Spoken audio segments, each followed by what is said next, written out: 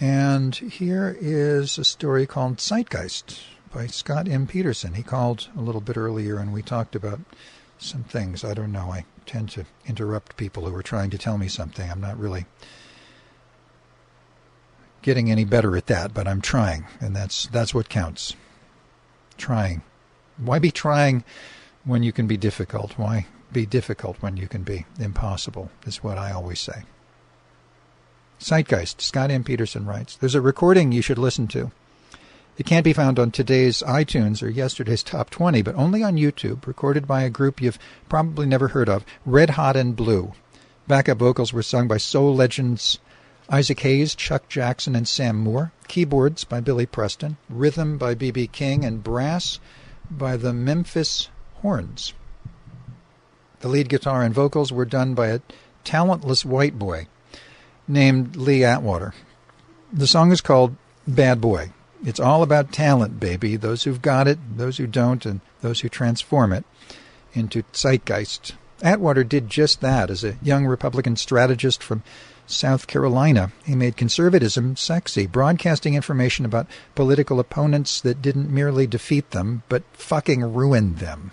Just like he did with Democratic nominee Tom Turnipseed in a 1980 race for South Carolina State Senate. It was there Atwater turned negative campaigning into an art form and Turnipseed into roadkill. Atwater's champion was a Dixiecrat incumbent named Floyd Spence.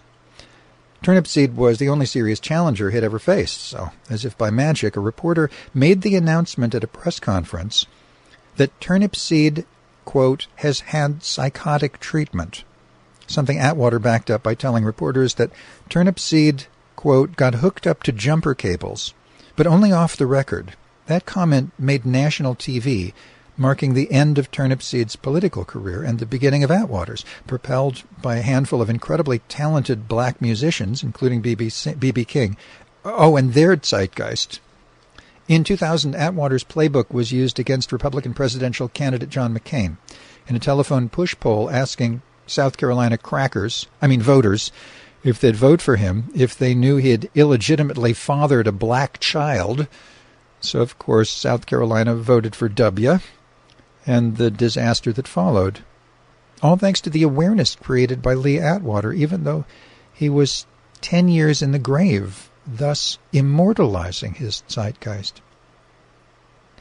Those with even half a brain know who P.T. Barnum was, the famous showman who quipped, "There's a sucker born every minute," in 1885.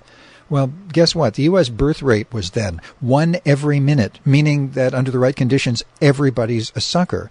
That circumstance was always a crowd of gullible flyover state people.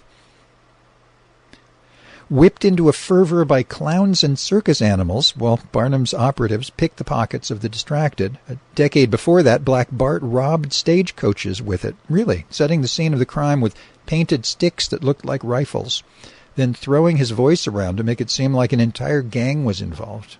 The translation of Zeitgeist is popular belief, nothing more, nothing less.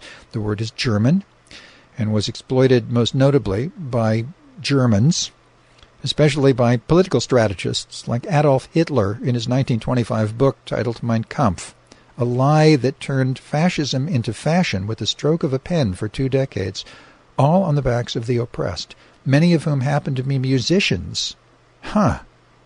That can't happen here, we think, especially in Mendocino County, where people are so darn smart, so of course it does. Not for those with German accents, but well-meaning liberals, folks who listen to NPR, drink green tea, and eat vegan cuisine, the politically correct who can't possibly be fooled. So of course they are. The ploy involves letters to the media, always off the record, and always aimed at an individual. It's not the music, or so the letters claim, but the character of the musician. He or she has a history of mental illness, and their music is therefore bad, which is funny because outside the Mendocino bubble, the very same music is appreciated. The language of those letters is skillful, with vocabulary like we, us, and ours, suggesting Zeitgeist and always referring to other anonymous people who target the same musician, not with specifics, but with generalities, thus immunizing any such letters from debate, all done by one asshole with a sack over their head, over and over again. For those interested in rolling their own Zeitgeist, WikiHow lays it out in 8 easy steps, but don't expect to see it on Facebook. Founder Mark Zuckerberg believes that society will be better if people aren't allowed to cloak their words or actions in anonymity. The best bet for Atwater wannabes might be Marco McClean's Memo of the Air radio show. Signed or unsigned, he'll read anything. On the other hand, Marco doesn't like whispering campaigns, and he'll say so. Atwater's career lasted 9 years. In 1989, he got diagnosed with a terminal brain tumor, so he started walking everything back. The story about turnip seed and the jumper cables was a lie, and the reporter at the press conference who brought it up wasn't a reporter at all, but somebody on Atwater's payroll. So he apologized for everything, turning to a living Bible as his end-of-life savior, the reading of which triggered an overnight conversion to Catholicism, at least according to Atwater. The end of his life wasn't pretty. He insisted on aggressive treatment for his brain tumor, so doctors dropped radioactive pellets into his skull, which killed the tumor and ultimately Atwater. Afterward, the living Bible that had saved him was found still wrapped in cellophane. Atwater was later eulogized in a PBS show titled Boogeyman, the Lee Atwater story. The airing of that show was followed by a spate of letters, some of them excusing Atwater for what he did, but most of them didn't. One of them compared Atwater to a poisonous snake within striking distance and bid good riddance to him, leaving Atwater dead at the age of 40, forever tarred by his own brush.